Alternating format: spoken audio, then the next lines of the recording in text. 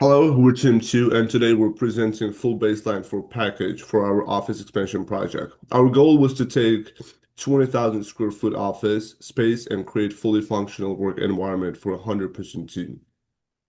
The project originated from a clear need statement. The organization's current facilities are outdated and too small. They no longer meet compliance requirements or support the productivity expected for a growing team. Our objective is to design and build a modern office space that includes cubicles, private office, conference rooms, storage, break room facilities, and infrastructure upgrades like electrical, HVAC, plumbing, and IT systems. We will also subcontract all specialty work, maintain our regulatory compliance throughout construction, and keep the building inspection ready at all times. The project runs from October 2025 to July 2026, totaling roughly 245 days. By the end of this project, the organization will receive a fully functional, inspection-approved office ready for occupancy. We prioritize these constraints based on the project needs. First, scope is constrained. This means basically we must provide high quality construction, full code compliance, and deliverables exactly as specified in the scope baseline. Second, time is enhanced. Our objective is to complete the project as efficiently as possible. The critical path drives our scheduling decisions, and we implement weekly progresses, reviews, and early procurement to avoid delays. And the third, budget is accepted. We allow flexibility because quality, safety, and compliance matter more than cost minimization. Our overarching objectives are to deliver a safe, modern, and efficient workspace that meets operational needs and regulatory requirements. Now I'm passing to Kenna. Our scope breakdown is based directly on the scope baseline and includes all physical construction and installation work needed to take place from an empty shell to move in ready.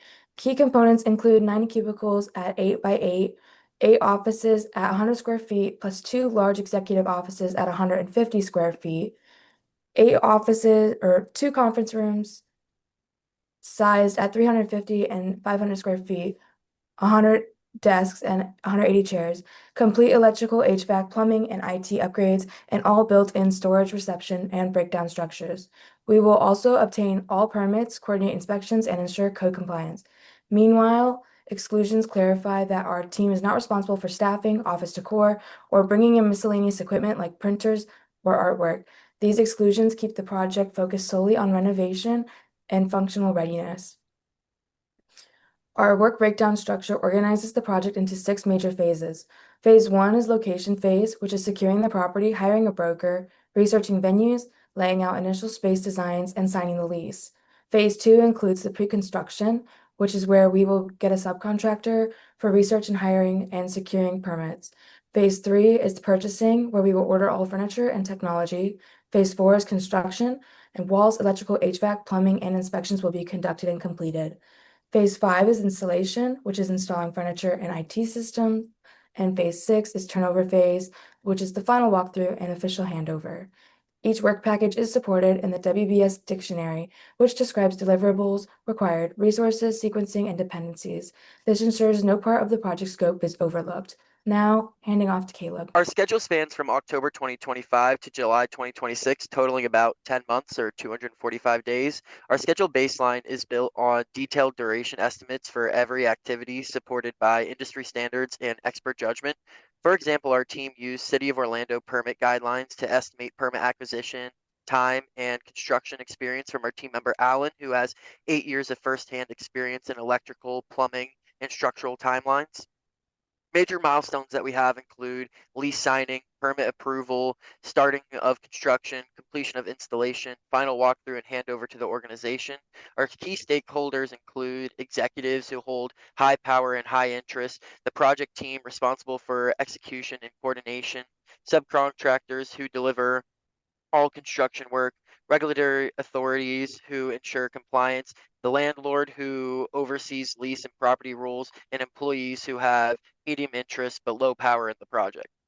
This stakeholder structure influences communication, risk response, and the schedule's flow. Next slide. So we have our critical path. The critical path is crucial based on these activities that have zero slack. Delaying any of them will delay the entire project.